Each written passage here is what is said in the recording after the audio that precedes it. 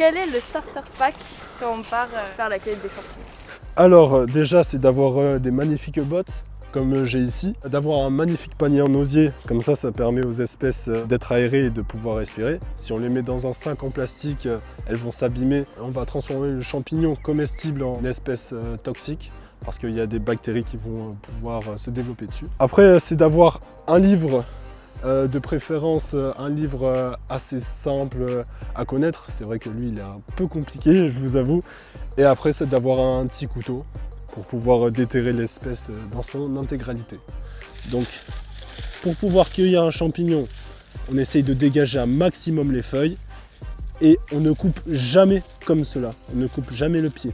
On va déterrer le pied en profondeur afin de le cueillir. Donc là, on est en face d'une magnifique espèce de coprimpi parce qu'apparemment, il ressemble un peu à une pie. Et donc ça, c'est mangeable? Non.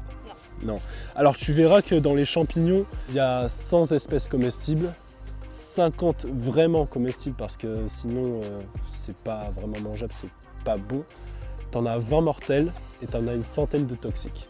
Il y a beaucoup de personnes qui vont à la cueillette des champignons sans s'y connaître réellement ou en se disant que ça fait un peu cliché, mais la nature est gentille avec moi, la nature me donne beaucoup de ressources pour que je puisse manger. C'est totalement faux, faut s'y connaître à la base et après chercher ce qu'on connaît déjà. C'est la règle d'or. Ça, c'est la manite panthère, elle est très toxique. Elle peut provoquer des brûlures, des hallucinations et même parfois le coma.